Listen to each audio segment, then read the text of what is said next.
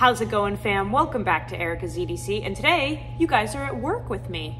All the dogs are asleep, at least for now, and it is too dark outside to film, so I'm in one of our rooms at work at the facility. So don't mind the tennis balls and all the dog stuff, but I had to make this video for you guys because I have something really exciting to show you. Technically two things. One of them is the Sage 5 Lightweight by Spyderco in S30V. I have an update for you guys. Last night in the video, somebody made a comment saying that I was neglecting this poor thing and I wasn't talking about it enough. So we're gonna do some dedicated info on this, and then I have something really crazy to show you, which I'm gonna show you a little sneak peek right now to keep you watching. But what do you think that could be? You have to watch to find out, okay? Be patient, just like I am with your mom. So, check this out. Spyderco Sage 5 Lightweight in S30V. We've been testing it all month. I did have to put it to the side for a couple of days and not use it as much while I was waiting to get a chance to sharpen it. Initially, I was going to do a 600 grit DMT working edge on this because it had a fairly polished convex edge on it. And Michael Richter, the guy that makes these incredible slips for me, sent me some Spyderco sharpening stones, a medium grit and an ultra fine grit. So I wanted to use those once they came in on this, and I did a little bit of a hybrid sharpening, if you will, using the 600 grit DMT and the new stone. So this morning I did this. We have a 15 DPS freehand edge on here. It's fairly reflective. I wouldn't call it mirror polished because it's not. It's just fairly reflective. So hopefully you guys can see that. Pretty shimmery, but could be more shiny. And it's got a really fat bevel. So what I did was I took the convexed edge off of this. I wanted to test a working edge. I took the convex edge off by using a 325 DMT stone, so that's a coarse stone, and I really flattened that bevel back out. And then I took it to the 600 grit DMT, which is a fine stone, so we went coarse, fine, and I established what I would call a very good and sharp and bitey working edge. When I was done with that, I did kind of hone it on the medium grit Spyderco stone. That's a wet stone. I did not use the ultra fine, I just used the medium. I really didn't want to take it to a crazy polish and glass it out. Not that S30V should glass out, but I wanted to kind of stick to what I initially wanted to do, which was try a working edge with this knife. So I honed it on the medium grit whetstone from Spyderco, did not do the ultra fine, and just really honed in that edge with that. And this is what we have. No longer convexed. We do have 15 DPS, so this is a really good slicey working edge. It's got some crazy bite to it. I'm gonna put it up to the microphone and see if you guys can hear it. So when I touch my fingers on it, it's crazy sticky and bitey, and you can hear it kind of like snapping. Very, very, very bitey. So I'm going to test this edge for the remaining portion of the testing. We're done October 1st, obviously, but this is not being neglected. Don't worry. I know I've been talking about the bug out a lot because this one is getting tested as well right now. They're both getting tested.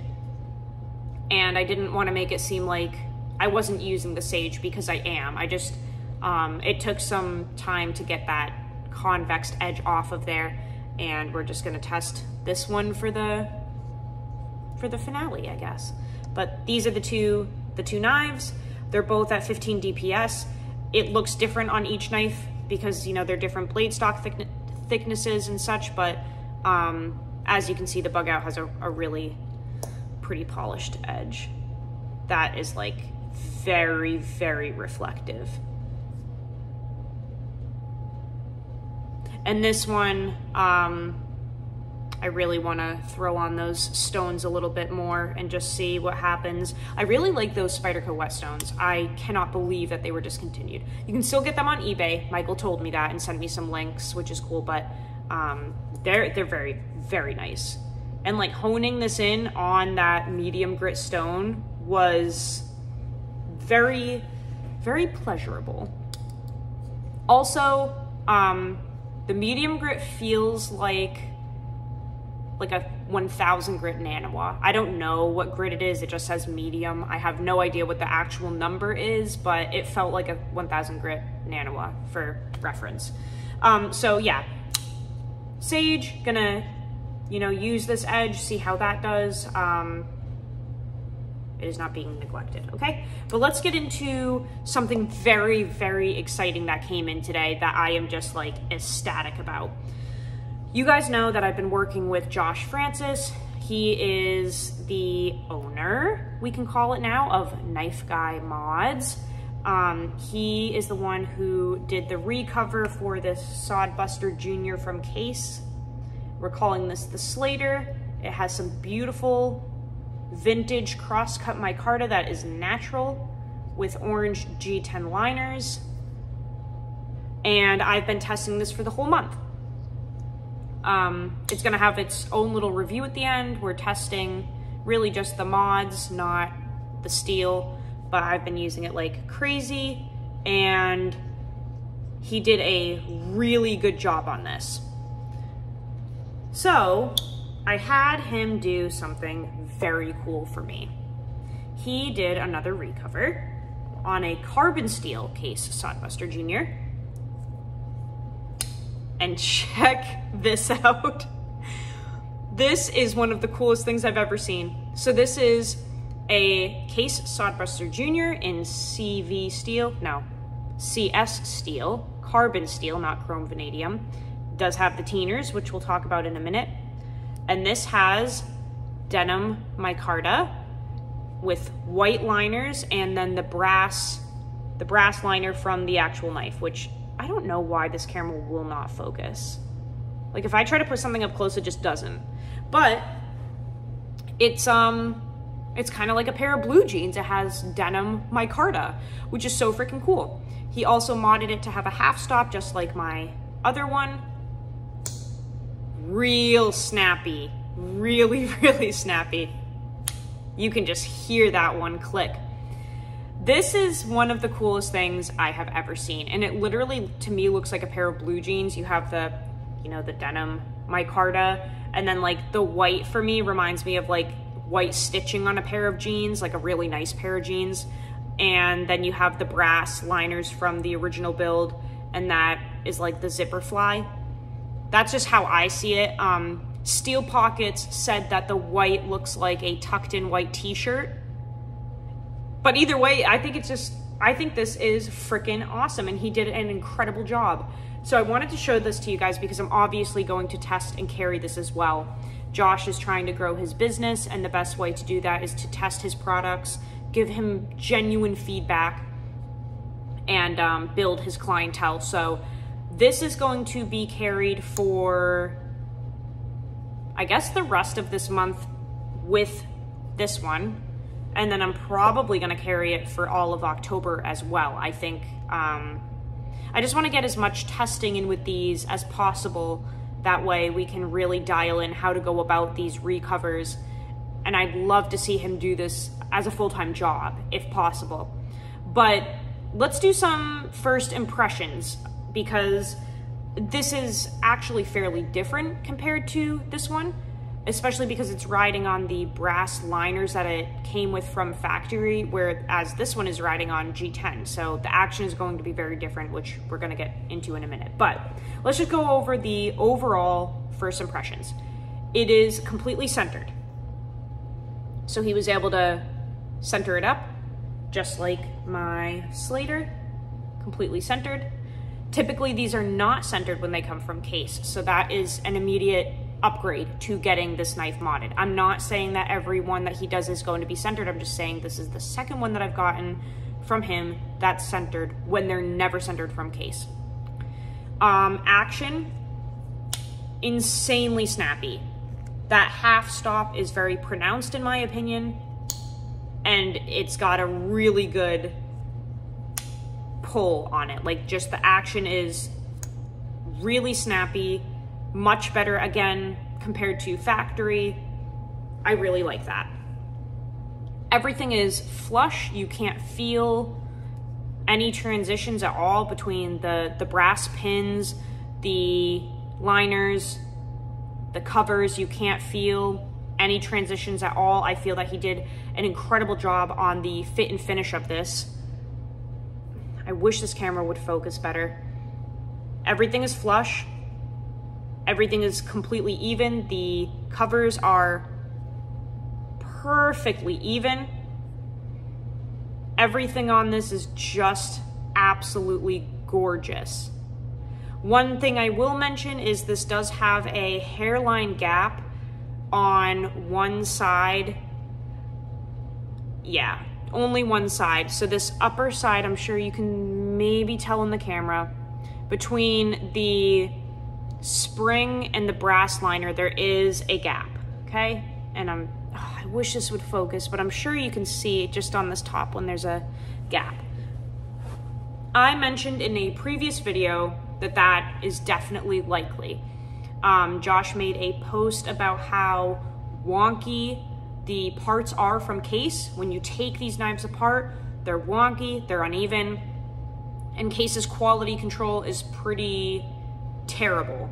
So when he's taking those parts out of those knives, it's not, he has no control over the liners being warped, for instance, or anything like that, or an uneven blade grind. Like, he has no control over that. He's just given the parts to work with. So unfortunately on this one, we have a gap that runs through between the brass liner and the spring, but I would call it minimal. I would also say that to Case's specs, this would pass from the Case factory. Their tolerances are pretty like low. Like they have like a I don't know what you would call it, not a protocol, but like they have a guideline of like what's acceptable and what's not, and they can actually pass pretty wide gaps on their knives. And I feel that if this was put together by Case themselves, it would have been passed. So no big deal in my opinion that there is a gap on one side. It doesn't affect anything. You can feel that the build is very strong, very rigid. It's literally just a freaking gap, okay? When we open it up, it's got a lot of snap to it, and there's just no blade play that I'm noticing, especially up and down. Side to side, if I really move it, I can give it some, but that's pretty normal for a slip joint knife. It's not like it locks, right? When we open it up, everything is completely flush. If you remember, I got a bone sawdy once where this side, the cover and the liner came up like so high over the other side. It's actually a knife that I sent to Josh. It was the first knife that I ever sent to him because he offered for free to grind that down and sand it down for me so that it was even, and I gave that knife away in a giveaway. But that's what got me to know Josh.